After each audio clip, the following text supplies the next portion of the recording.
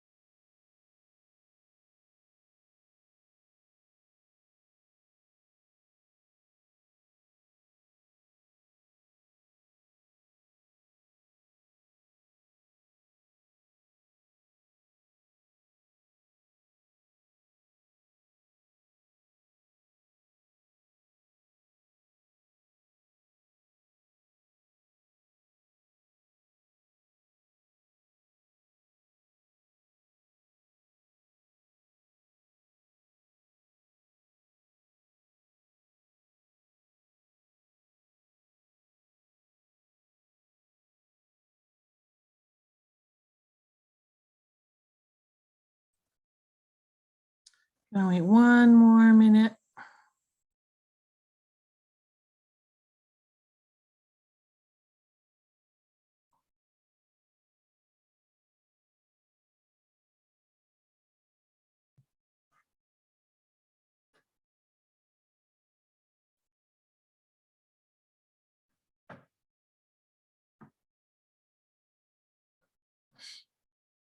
Okay, I think that's enough. Welcome. Thank you for coming to River Talks. This is a program sponsored by Wisconsin Sea Grant and the Lake Superior National Estuarine Research Reserve.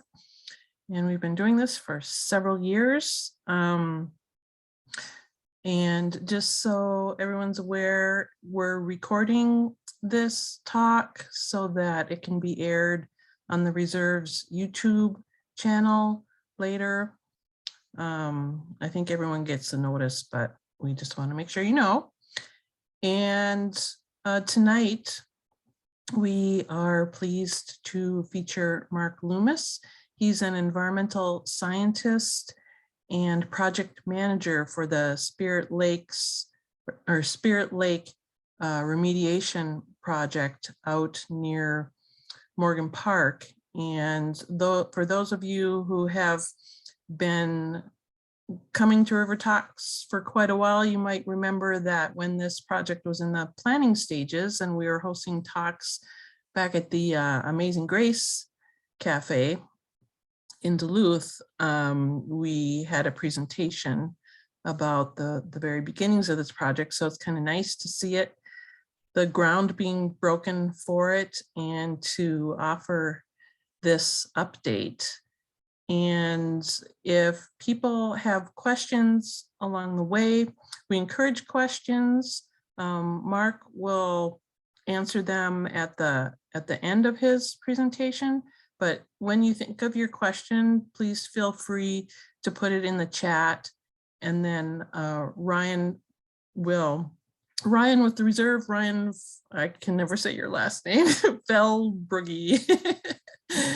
All right, we'll moderate those after the end of the talk. So Mark is coming to us from the EPA in Chicago, and take it away, Mark. All right, hi everybody. My name is Mark Limous. I'm the project manager for the Legacy Act project at Spirit Lake. Wanted to give everyone sort of a general update to the project. So I've got a lot of pictures, because pictures are always great. There's some text and narrative that goes with it. A few caveats. I'm not going to talk about financials right now. So EPA is going to be putting out a press release that will have numbers. So that'll have some of the more details on the financing. It'll have all of the sort of metrics on cubic yards remediated, what areas are having different things going on. So I'm going to go through a lot of that. But if you have a specific money question, I would love to answer it, but I can't answer it right now. So we are absolutely wanting to send that out there. We just have to wait. I am going to hide my fabulous face just so that I can preserve my internet connection here. And let's get started.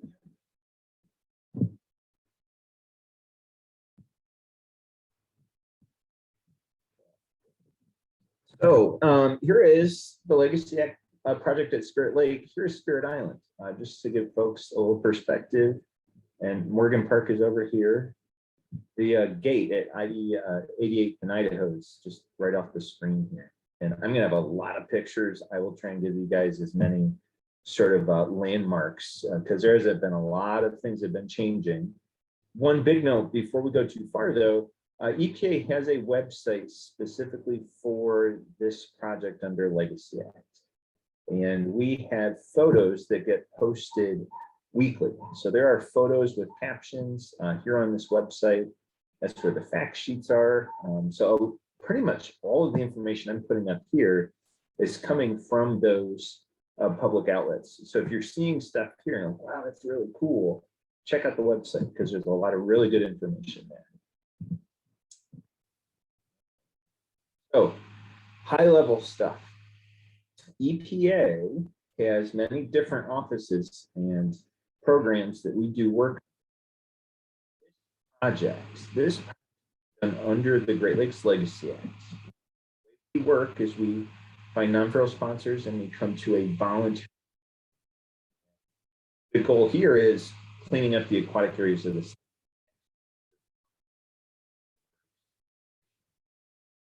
There are a lot of landside things that still need to be addressed, and that'll be done through Superfund. So a really kind of key part here is we're really focusing on the aquatic resources. We're focusing on the ecological system. And a big part of that is that the St. Louis River AOC has beneficial use impairments. And there are several of them that relate to restoring and remediating the Spirit Lake site.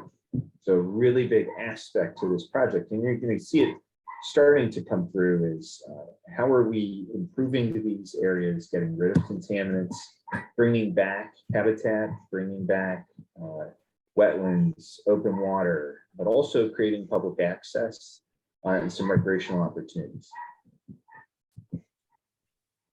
Legacy Acts, just to get a little more information, EPA and US Steel for almost, I want to say. Hey, Mark. Yeah. I'm not sure what's happening, but your audio is dropping out. It's being overtaken by some sort of like whirring noise. Okay.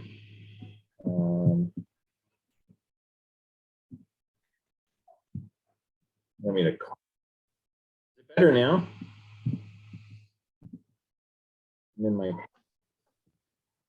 No, my suggestion is that if you have a headset, to use that, or maybe call into audio.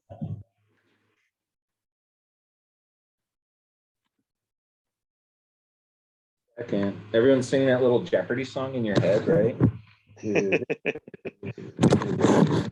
Why wouldn't the fun technical? Okay, can everyone hear me? Does that work? That sounds a lot better. Okay. All right. Let's get back to it.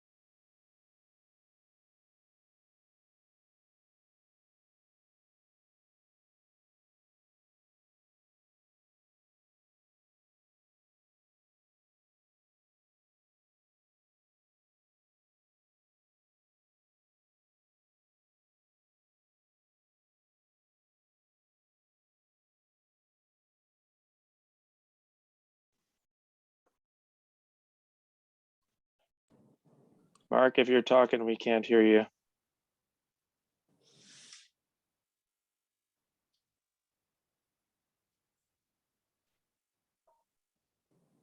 Tell us what's in the geotubes.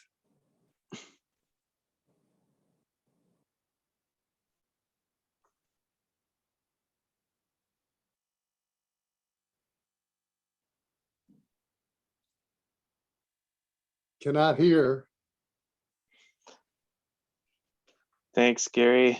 I'm checking into it to see what's going on.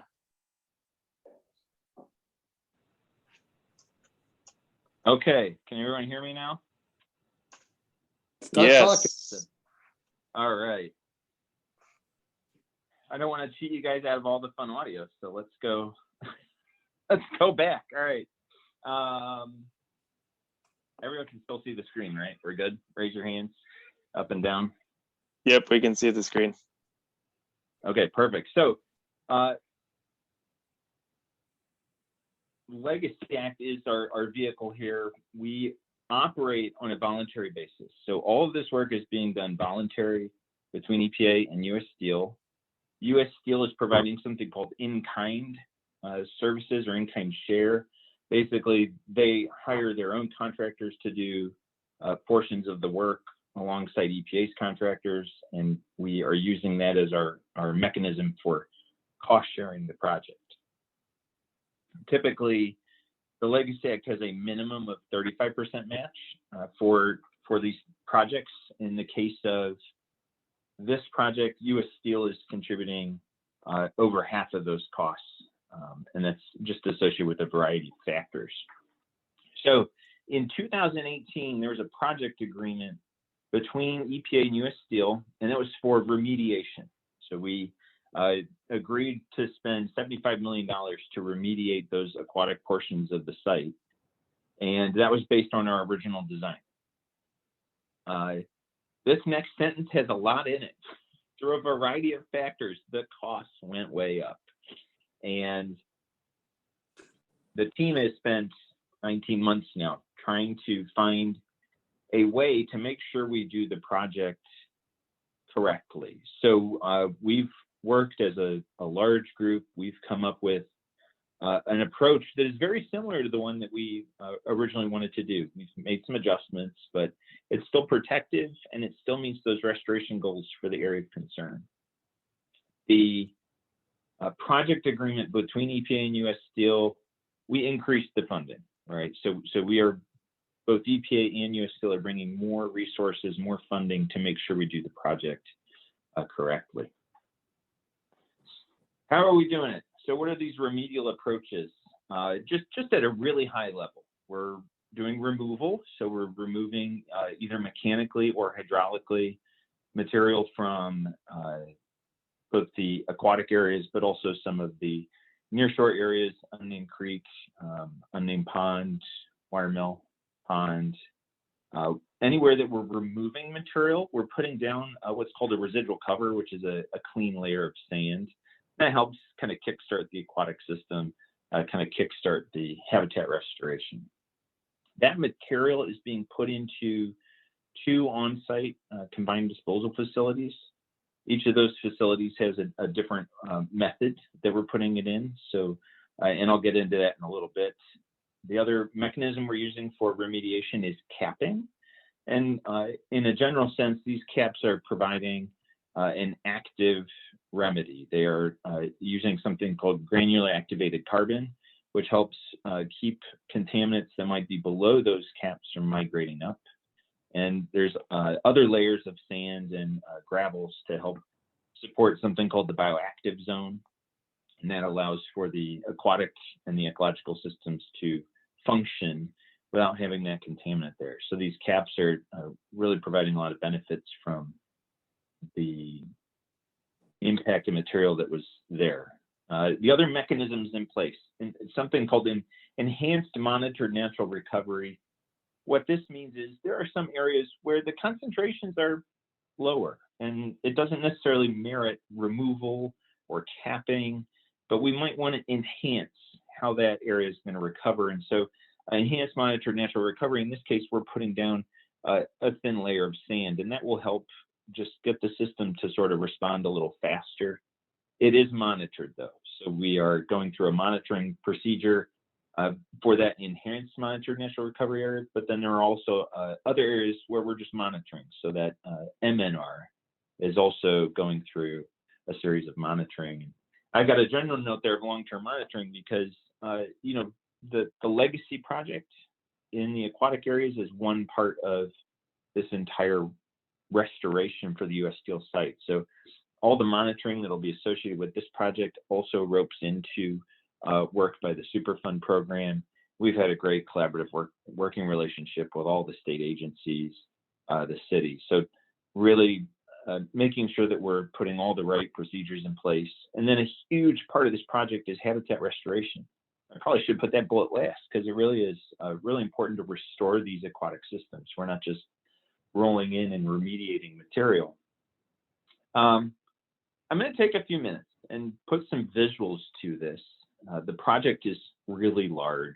On my screen here, right, it's about a mile from the top of this figure to the bottom. It's quite a large area. The Duluth Works site was quite large as well. I'm going to kind of walk through the site from what we would consider the Upland area. And I'm just going to work down towards Spirit Lake. And I'll use that as a way of kind of showing things. Again, a big note, these types of figures and images are on the website. So if you want to look at these in more detail, that's where you can find them. And I think this one actually comes from the fact sheet. So what we have is there's an actual, we call it trailer town. There's a whole lot of trailers out there for us to maintain the crews and keep the operations moving. We have two different disposal areas. One is OUJ, and it's right here. Over on this picture, I put these side by side. These blue areas are the confined disposal facilities. These are where the material that's being excavated and removed gets encapsulated. That's where we are sequestering it, burying it, keeping it in place. And so confined disposal facilities is where that's happening.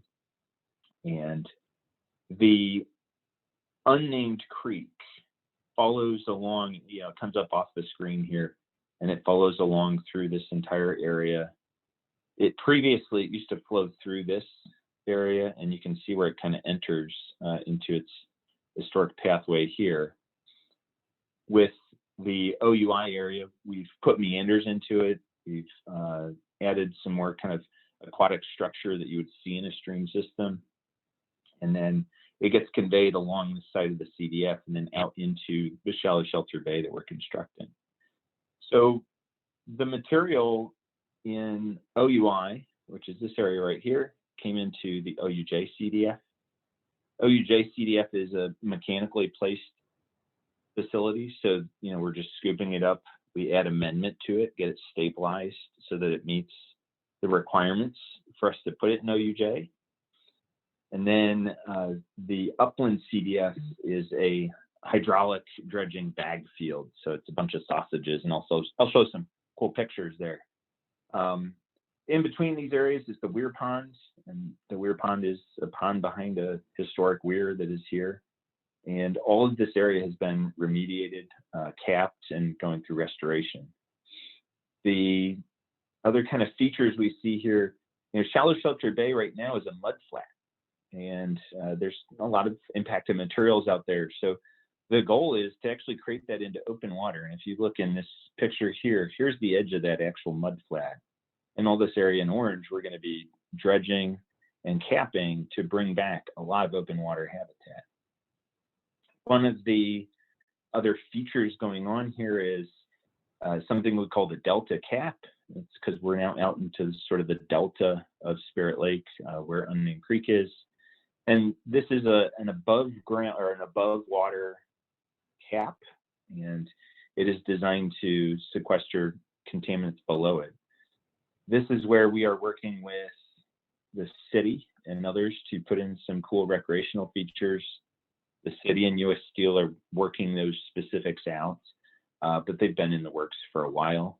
Just for context, the LSMR Railroad sort of follows right along here. It comes right between where the the project area is, goes down along Wire Mill Pond and keeps going on to Boy Scout Landing.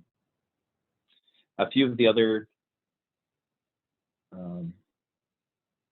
things that we see here is, and I'll just give everyone the quick color coding.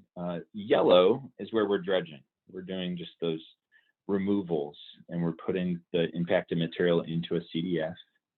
Orange is where we are doing removal and then putting down a cap.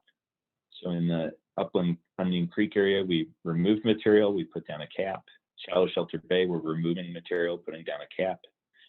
The general approach here for Wire Mill Pond is we're removing material and we put back the appropriate caps and covers there. Wire Mill Delta here is a dredging. And then these areas in purple are just remedial caps. So we are installing those caps, and part of that is associated with water depth, part of that is just associated with the remedial approach. And the area in green here, that's the EM&R. That's where we have lower concentrations, but we're going to put some clean sand out there. And then these areas in blue are M&R, areas we just want to keep an eye on. So we're putting in a formal mechanism to monitor those. So this is just a little bit of a layout. The other thing I wanted to point out is the water treatment plant. So unnamed, the Upland CDF here generates a lot of water, 6,000 gallons a minute. And the water treatment ponds here, water gets pumped up and stored in these two ponds. There's 6 million gallons of capacity in these ponds. We built an entire water treatment plant on site. So any water that we are impacting or generating goes through this water treatment plant, and it's tested in batches, and then it gets discharged over here. So we're using a lot of water, but we're also treating a lot of water. So anytime I'm kind of talking about water treatment, this is where the water treatment plant is. And then the other thing that we have is, we call it the SPA, which is sediment processing area. And that's right here. If we have material that needs some type of amendment, and in this case, it's a lot of Portland cement, we have several areas where we can stage those different types of things and make sure that they're stabilized before we put them in the CDF itself. For folks that might be familiar, here's the Wire Mill Pond. And then unnamed pond is this little pond down here. And apparently it's not even important enough to have a name, but I wasn't in charge of that. So let's kind of rock and roll through some other things here. Pictures really, I think, help convey some of this. And if folks are familiar with it, that's cool. But, you know, the scale of this project really makes it so interesting. Hydraulic dredging in sort of the simplest form is a cutter head that spins and it eats up the sediment. It gets sucked through a series of pipes and pumps, and it's brought to that geotube bag field. So this is, all of these are Dredge Michael, and JF Brennan is our dredging contractor. They've been out there for quite a while now, you know, starting in the spring and leading through all the way through now. The dredges here are working through the Wire Mill Delta right now. And here's Wire Mill Pond, just to get a little bit of a reference. And then all these yellow things, those are turbidity curtains, so that we can help protect water quality as we are dredging and capping in these areas. And Shallow Sheltered Bay is over here, and Morgan Park is hanging out on the hillside here. So dredging, you know, took a lot of time. We were dredging sun up to sundown, and when we were done dredging, we put in this residual cover. So the residual cover plant takes clean material that is on the land, and we pump it through pipes in a slurry, and then it is broadcast out through the spreader plant. So we're actually taking that clean material, we put it out, and then there's a series of processes we use to make sure that we've dredged to the right elevation and that we've put the correct thickness of residual cover back. So that, you know, the residual cover placement, we were doing 24 hours a day. And this site is very large. It's going to take a long time to get through all the capping and dredging, and residual cover placement. Next, I wanted to show the Upland CDF. I'll be honest with you, I've been doing this for over a decade. Every time I see geotubes being filled, I think it's really neat. And it's a cool concept, but what happens is the pipe for those dredges comes in, it goes through a plant that helps separate out larger things that may not go through these tubes. We call it the total clean system. And then after it goes through that, it comes over off screen here to a polymer plant. And what they do is the sediment is in a slurry, and by adding a polymer, it helps separate out the water and the sediments. And so the water, once it goes through a polymer, comes into these geotubes. And so these geotubes are laid out the full length of the Upland CDF. And this is at the very beginning. They're just starting to fill these tubes out. One of the sort of key parts of it is the sediment stays inside and the water weeps out. So all this water here that's coming out is water that has been in the river. It's coming out of these tubes. The sediment remains behind. And then these workers are really there managing the filling of those bags, getting the water to come out of them. And they, it takes a whole crew to manage the number of geotubes here. I wanted to give scale, right? How big is the Upland CDF? So here's Morgan Park. Here is 88th and Idaho. It's just right here. Here is the Weir Pond itself. And Unnamed Creek, it's really kind of hard to see, but it flows sort of right along the base of the trees here. That's its final alignment. And then here's Upland CDF. We started over here and we've been filling this way. And I want to say this is October, right? So in October, we were still working on things. Notice all this water, right? This broad set of reflections, that's all water. And it's getting pumped up to that water treatment plant, getting treated, and then we discharge it, following all those processes we have in place. Now I'm going to do a little time lapse for us. We're going to fast forward to December.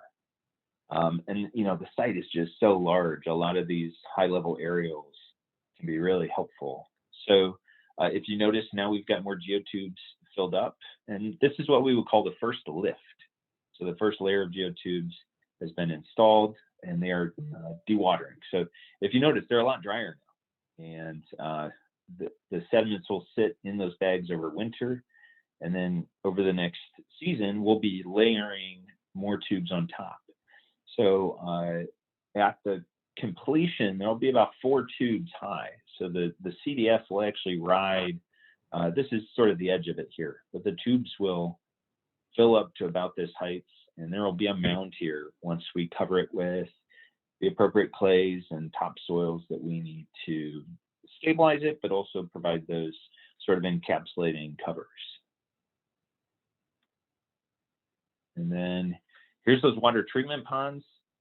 There's 2 ponds. This one right here is the narrower pond, and that's where material comes in. The water comes in from the CDF up here. And this first pond acts like a settling basin. And there's a weir here. So as the water comes up, it's then dropped into the bigger pond. So this pond right here is 1.5 million gallons when it's at capacity. And this one is 4 million gallons. So it's 4.5 million gallons, total of 6. And then in the background, we have our water treatment plant, which has a series of clarifiers, sand filters, bags, multimedia, and then GAC. So there's 2 actual trains or treatment plants there, so we can always keep the operation running. If there's any maintenance or things we need to do, we don't have to stop any of that, but we can keep the plant running. I don't know what this is. All right, habitat restoration. So we are looking in OUI, so that meandering stream I pointed out, we're standing down there looking at it. Understand this is right when the plants are getting planted. They're still coming up. Most of them will be dormant and they'll come up in the spring, but it's amazing how fast the system responds. So the crews are out there doing a lot of planting. We were in just a constant mental physical battle with geese and deer, right? Who just saw this as a delicious buffet, and we saw it as an area we wanted to get native species established. So that process is going well, and we have a lot of restoration that'll have to take place. In the background here, if you see, there's some rocks here, and that's the toe of OUJ. And it'll, as we finish it, it'll go up higher, but this is where that OUJ facility is now. And then I wanted to do just a little before after. Here is OUI, so we're looking down towards Spirit Lake. The shallow shelter bay is out here. The weir pond is here. And this is, you know, the previous alignment of Unnamed Creek. You know, there's a lot of impacted materials through here. So we removed those areas. We put back grading, and then we created this nice meandering stream alignment that had some more kind of structure in terms of stream ecology that we were able to include and incorporate into that. Okay, so now we're in November, and this is sort of I'm going to do 2 series of pictures here, but this is the weir pond. So here's 88th and Idaho, and all those signs saying, hey, don't trespass here, which is still please the case. This is an active construction site, it's private property. But the weir pond is here, and then there's a road that comes along here. We call it the weir embankment, and the weir pond was dug out and capped as well. And here is where that creek is coming in, OUI, and then it goes through the old culvert, and then it comes along right here. So this is Unnamed Creek, and then here's the Upland CDF. And then I'm gonna move forward just a little bit here. Again, there's 88th and Idaho, here's the culvert. And then this is Upland CDF, just from a different perspective. So here is, there's a spit, here's Spirit Island, here's this shallow sheltered bay mud flat, and then that first row of geotubes. Now, let's talk about how busy we've been. So there's a lot of material we have to address. There's a lot of remedial activity that needs to go on. And we worked really collaboratively with the whole team. One of the things we're doing is we call it winter work. I'll be honest, down in Chicago here, I don't work on the ice. I don't make ice roads. We don't take these kind of approaches often, but I'm really kind of excited to see how much progress we're able to make in the winter. There's certainly a sweet spot on temperature. If it gets below about -5, all of this equipment just doesn't want to wake up, doesn't want to fire up. And then keeping it, you know, in the high 20s helps keep everything frozen. But what we're looking at is, here's the Upland CDF. Just off this point here is where 88th and Idaho is. Here's the Unnamed Creek coming through. And then the railroad runs right here, right along here. And we've started in the winter, we excavated along the railroad, and we're moving our way out. And the spit is right over here. So that spit feature comes up, and all of this is the shallow shelter bay. That big mud flat is frozen. So the crews have been systematically going through, and we have a ripper that comes through, and he rips up the sort of kind of hardened materials, and then a series of excavators are loading it. These trucks take the sediment up by the OUJ CDF. And depending on how it, what type of material it is, it either goes to the spa or OUJ itself. And so the crews are managing that material. And again, there's a lot of material. So through the winter here, the plan is just keep removing all of this material up until we get to the delta cap. And the delta cap kind of comes through here. And, you know, you'll see it on the pictures a little better, but the team's doing a great job even working through the winter. Just to sort of show the other side of that operation, those trucks bring the material to OUJ is right here. Here's kind of the edge of OUJ. But if it's material they can place, they'll put it into OUJ, or they bring it up to the sediment processing area. So here's material that's just been put in, here's some material that's been there a little bit longer, but this material will just be continued to worked and managed. And then sort of off the screen here, there's a process where we can windrow material. Right here's a pug mill actually. So material that needs Portland cements, we use a pug mill, and it goes in through here. It's dosed with Portland to get it to the right strength. And then after it meets those strength requirements, we put it into the OUJ CDF. Okay, progress to date. So this figure comes from our kiosks and fact sheets. And we are using green and yellow in a different sense to show progress. So the areas in green, we've completed. And the Upland CDF, we've put it green because it's been built, but we're going to continue to put material in here all through next year. Same with OUJ, it's been built, we're going to keep putting material in it. The Unnamed Creek area has been completed. The other thing we completed last year was the Wire Mill Delta dredging. So this was the hydraulically dredged material that was piped and put into the Upland CDF. We also got started on the North Dredge area. So these two areas are just dredging. We don't have any remedial caps that have been put out into the aquatic system yet. All of that's going to be happening in 2022. So in 2020, we got a really good start on things. And then I'm going to go to 2021, and that list got a lot longer. We continued water treatment. We got Unnamed Creek cleaned up, working on the restoration. We capped Unnamed Pond and Weir Pond over here. We've worked on both CDFs, hydraulically dredged material, and we put them into those geotubes. And there's a lot of water treatment that's been happening, and that'll continue to happen through a lot of the project. Mainly as we dredge, we will have a lot of water treatment.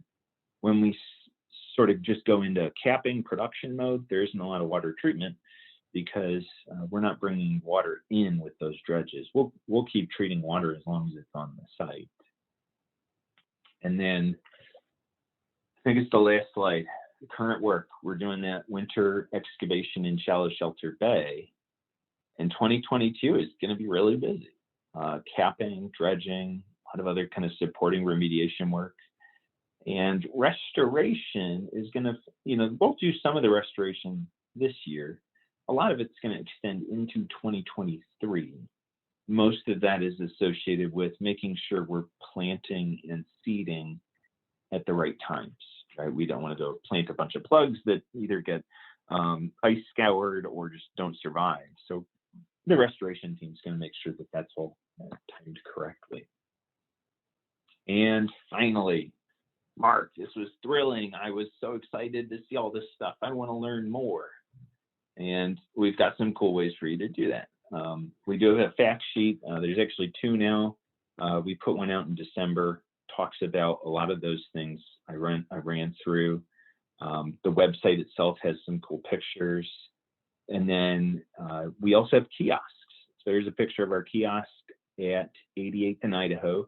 And we update this periodically. We update the fact sheet periodically. It's just a kind of cool way to understand what you're seeing. And we also put a kiosk right at the Morgan Park Community Center. So those are two kiosks right where the project is. And that was our kind of goal, is we wanted these kiosks to be close to the project. For inquiries, questions, those sort of things, we have a community involvement coordinator, Francisco. He's great. So if you have questions, reach out to him. I will, and Marie can attest to this, I'm so busy sometimes I don't get a chance to respond, and I want to make sure that we are getting back to folks as best we can. So please work with Francisco. But that's what I got. That's sort of the presentation for today.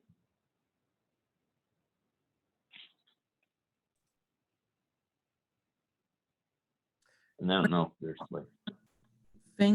Thank you, Mark. think we'll move into the questions. There's some in the chat, and I'll let Ryan kind of work through those. Okay. Yeah, great. Thanks, Marie. And thanks a lot, Mark. That was, as you said, a lot of ground to cover. But I think a lot of really, really good ground. One of the first questions, Mark, was from Gary, and he just wanted a little rundown of your background. Can you give us just a real quick rundown of your background and training, just so we have an idea of where you're coming from? Sure, yeah. I have a bachelor's degree in environmental geosciences, which is a fancy way of saying geology and chemistry together. I went on to get my master's in wetland sciences and ecotoxicology. I went straight from grad school to EPA's Great Lakes National Program Office, and that was in 2010. So I've been with them for almost 12 years now. It'll be 12 years in June. That entire time I've been working in our contaminated sediment program, doing all kinds of projects throughout the Great Lakes. I am also the quality assurance manager for the entire Legacy Act program. So I do a lot of quality control, oversight, making sure we're doing these projects well, and managing the projects themselves, kind of everything from working with stakeholders to our partner agencies, non-federal sponsors, and doing this kind of stuff. So wide and varied variety of experience, but a lot of contaminated sediment experience. That's really great. Go ahead, Gary. Could I ask a question on Wiremill Pond? Sure. I was involved in the site with the PCA back in the 80s, or I guess 90s, when they were having a first go at it, and the steel plant people made a executive decision to stop at the 26-foot for removal of oily waste, and then they filled it up with the capping, and it wasn't within 6 months it started leaking again like a sieve. So the question to you is, how much stuff did you take out of the Wiremill Pond, and do you think you've solved the problem? So we haven't done it yet. That's the quick version of, we've designed it, but we won't actually do any work there till next year. The general approach for Wiremill Pond, there are those castings, dredge spoils, the material that came out of the pond is kind of on the sides. There's also some wetlands there. So we've been working with the engineering team, with PCA, but also the permitting team to make sure that we're creating habitat there.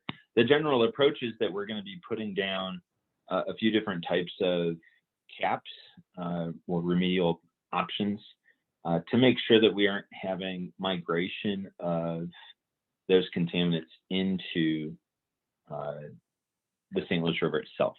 So the general approach is that we're going to be regrading the area. We do have to remove parts of there's some hazardous lead that will be going off site as a part of that grading.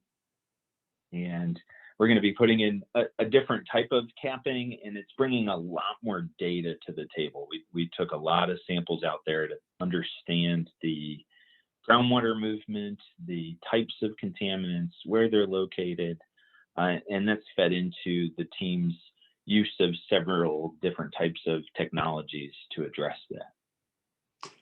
And the overall final complete picture of the project, what will the site be characterized at in the future? Will it ever be reusable, or will it be a permanent Superfund disposal site owned by U.S. Steel? A great question for someone else. But to be honest with you, I don't know, right? It really is something that U.S. Steel and the Superfund programs will have to work out, right? The legacy program here, we're really targeting that aquatic system, protective restoration effort that supports the AOC. So I wouldn't want to overspeak or say something incorrectly, but that's a super fun U.S. Steel discussion that they need to have. A complex answer is probably where it's going to land.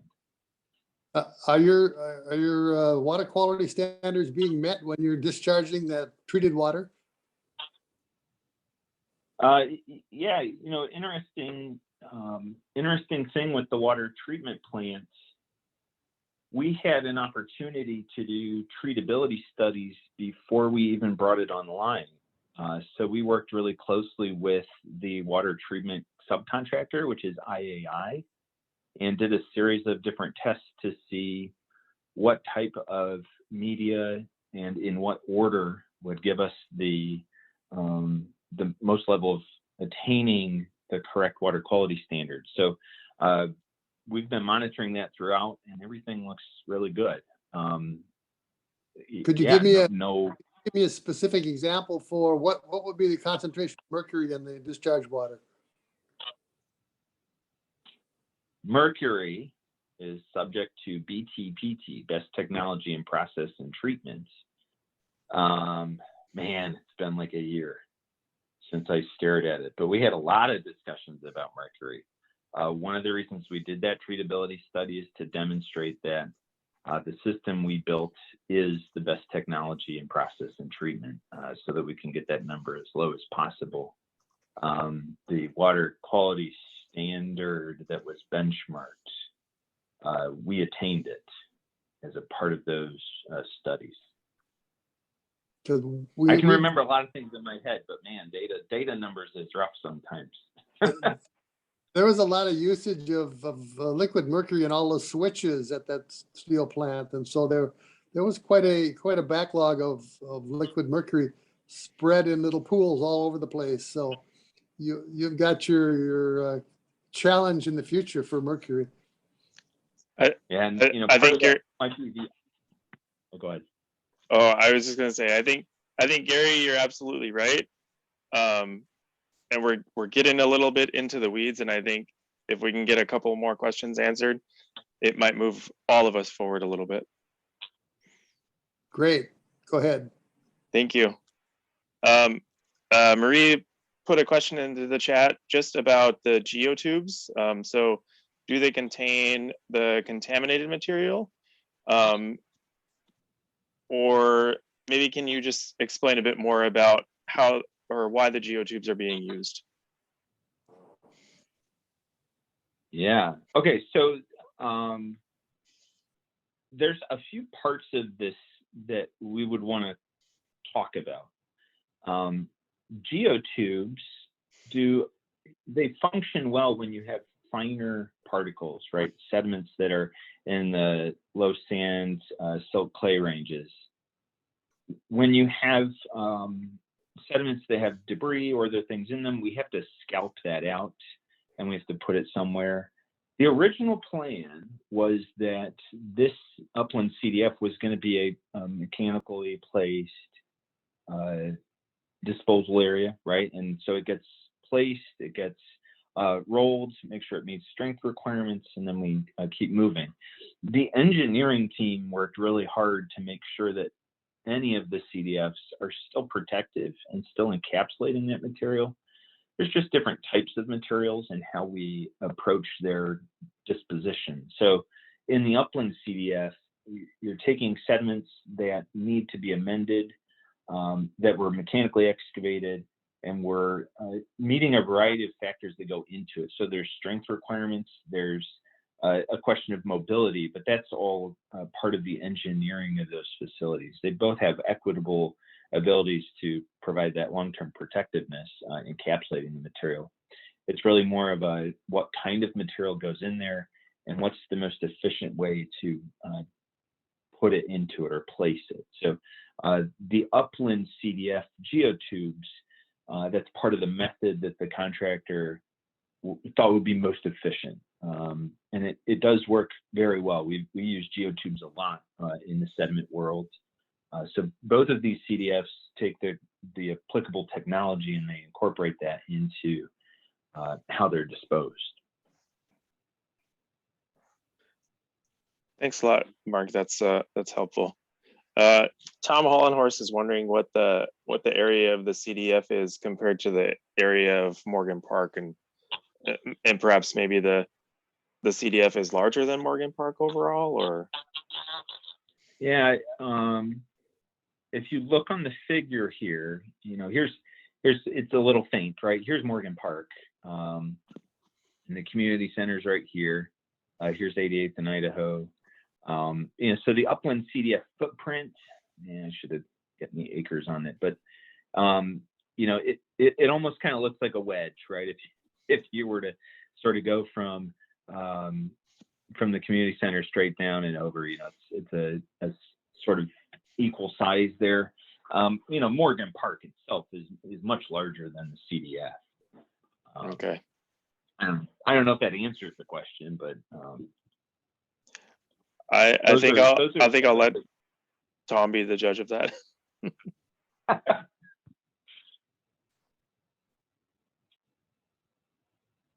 Okay. Sorry, I'm scrolling back through questions here. Looks like about a third, maybe a little more than a third of Morgan Park, but boy, it's a big area. Yeah, again, for like just frame of reference, right, top of this image down is pretty much a mile. And this is one of the largest contaminated sediment projects we've ever done under the Legacy Act program. Certainly the most complex, historic railroads, building disposal facilities, multiple methods, seasonality or work. Again, I don't work in all year round, but this project certainly has us working all year round. It certainly looks that way, Mark. Let's see. Marie's wondering why was the contaminated sediment stored on site versus off site, and wondering if you can describe the thought process that went into that decision. Yeah, full disclosure, right? I came on to the project in July of 2020. Mm-hmm.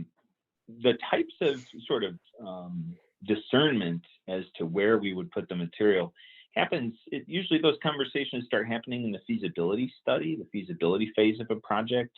Mm-hmm. Where you dispose of material and how. There's different aspects. One of the big ones is cost. There's also logistics. Sure. So how do you get this volume of material out and put it at various locations is one of the big things I'm sure this team has thought about. And it's one of the things that we've been looking very closely at for trying to identify how do we address this huge cost increase, and what approaches can we take to appropriately disposing of material. So Upland CDF and OUJ CDF are really good ways for us to encapsulate the material on site. Part of that too is just U.S. Steel's use of the property. It's their property. Again, there's probably weeks of conversations over all those decisions, but typically when we are asking those questions, there's cost, there's logistics, sequencing. With this volume of material, you want to be able to have a steady stream, right? Removal is timed with placement, is timed with all the other supporting activities. So there's a lot of parts that go to it. Sure. Like, quick answer. Thank you. Tom has another question, wondering about outreach to the community and their response, especially in Morgan Park. Has there been any outreach? Yeah, so one of the cool things about this project is we do have a specific outreach team headed up by Ashley Bell. Ashley's pretty sure she's on. I saw her on earlier. Yeah. And that team really focuses on the needs. What do we need to be communicating? How would we want to sort of support those different things?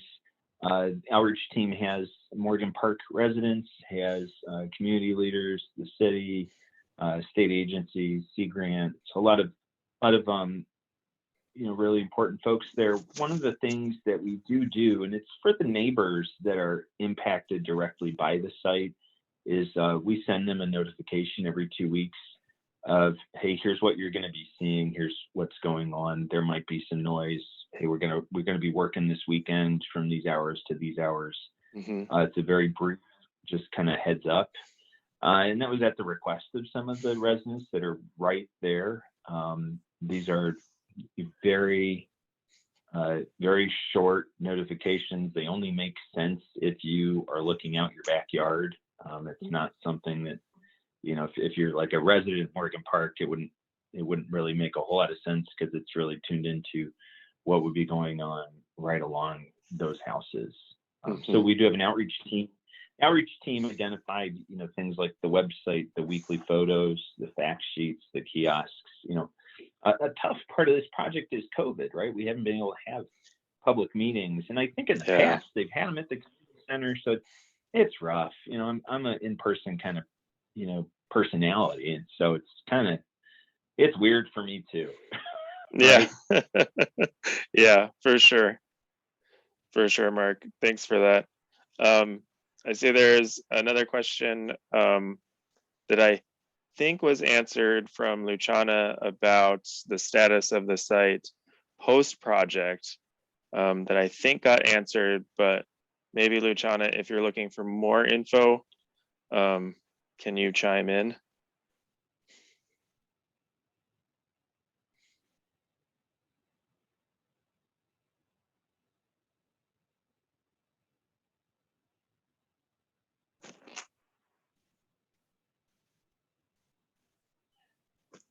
I'm gonna take that as a no, and that her question was answered. Yeah. Active construction site, private property. Yeah, this is private property. It's an active construction site. There's going to be in-water operations. We do have a lot of signs out there. I get it, man. It's human nature. While they're doing stuff, I want to see what's going on. That's why we have the website. That's why we have those photos going up. And I'll be honest, the photos, you get a way better perspective. And there is 24-hour security on the site.